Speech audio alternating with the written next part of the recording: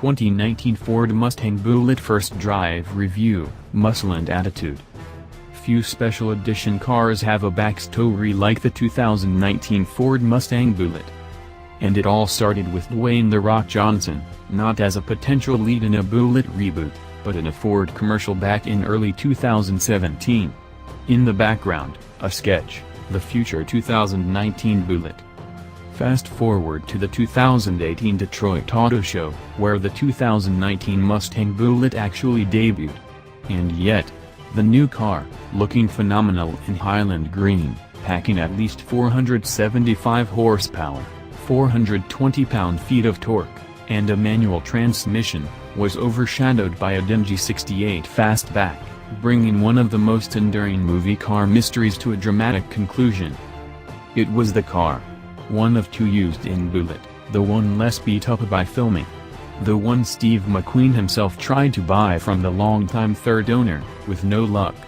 50 years out of sight, untouchable by even McQueen, whose letters to Bob Kiernan, the guy who wouldn't sell, appear to show McQueen at his least cool.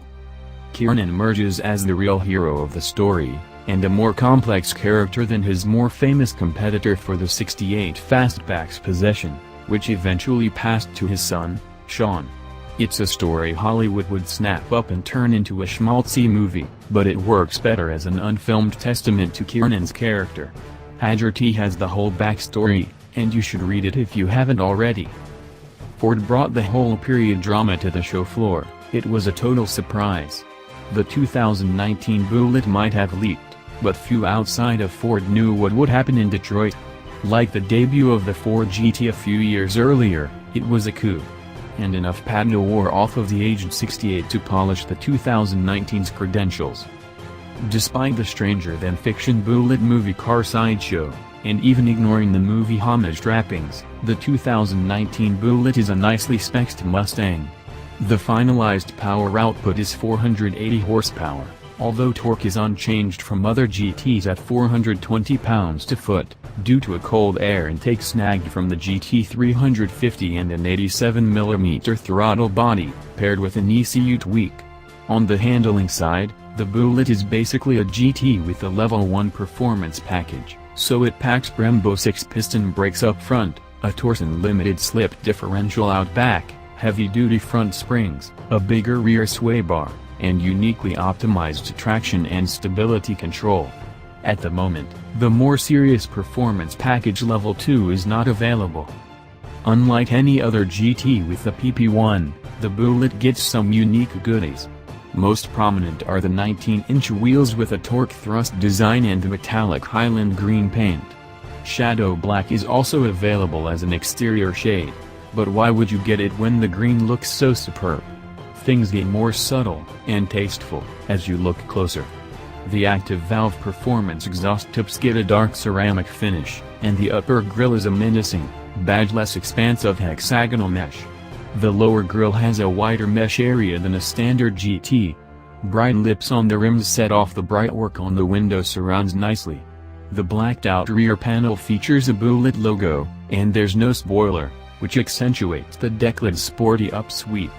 While the real Bullitt car was Highland Green, recent Bullitt edition cars have offered black and blue as an exterior color option.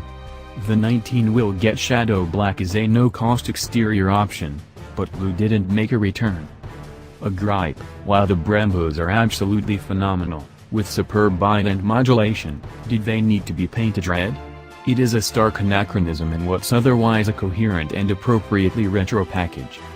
Inside, it's vintage chic meets modern. The 12-inch LCD gauge cluster is something we love in the regular GT, and it works here too, considering the standard view still shows two classic-looking simulated gauges.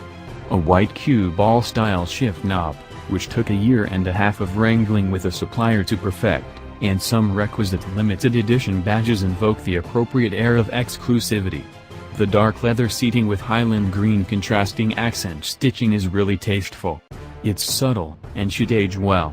But like the Brembos, I wish the Sync 3 display's Windows 98 color palette had been reskinned in more muted tones to match the character of the rest of the car. Thankfully, you can turn the screen off when it's not needed. There are few options. Most important is the MagneRide suspension, at $1,695. The Bullitt electronics package adds a blind spot warning, a premium audio system, driver's seat memory, and an upgraded sync touchscreen with a prepaid subscription to SiriusXM Traffic and Travel Inc. Recurve front seats are an option, with that tasteful green stitching, too. Fully loaded up. A Bullitt is $52,980. Our tester was $51,385, with MagneRide but without recurves.